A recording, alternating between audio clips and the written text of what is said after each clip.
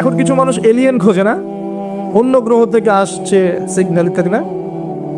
ও বেটা নিজেই জানে না যে আমরা মানুষরাই তো এই গ্রহের বাসিন্দা না, তাই না? আমরা তো এই গ্রহের বাসিন্দা ছিলাম না, ছিলাম। আমাদের পিতা ছিলেন, মা ছিলেন জান্নাতে, অন্য জায়গা থেকে আমরা এই পৃথিবীতে এসেছি, তাই নয় কি? আর ওদের ফিলোসফি হচ্ছে মানুষ বাদর থেকে হয়েছে, নাউজুবিল্লাহ। হ্যাঁ, তারা হতে পারে বাদর থেকে মানুষ, আমরা হইনি।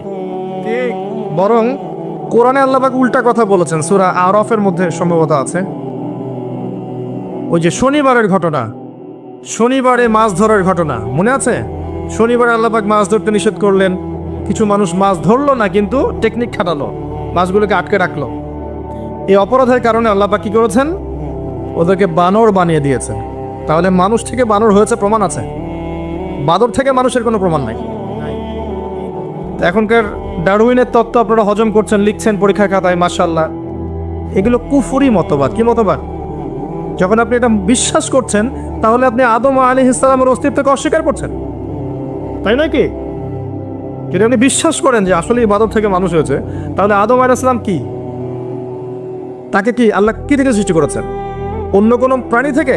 কখনোই না। তাকে আল্লাহ পাক নিজ হাতে, নিজের হাতে আল্লাহ পাক মাটি থেকে, কাদা মাটি থেকে সৃষ্টি করেছেন। আল্লাহ পাক বলেননি মিনহা খালাকনাকুম ওয়া ফিহা নুঈদুকুম, বলেননি ওয়া মিনহা নুখরিজুকুম তারাতান উখরা, তোমাদেরকে এই মাটি থেকে সৃষ্টি করেছি, আবার সেখানেই ফিরিয়ে নিব, এখান থেকে আবার পুনরুত্থিত করব, তাই না? যেভাবে প্রথমবার করেছিলাম। তো খেয়াল রাখবেন, পড়াশোনা করতে গিয়ে যেন কুফরি না হয়ে যায়।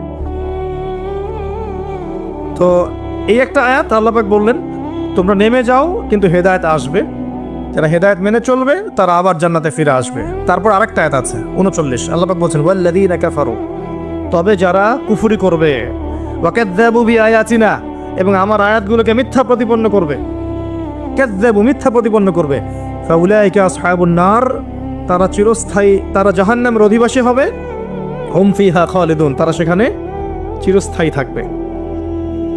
এটা কি জীবন দর্শন না? সহজ সরল জীবন দর্শন।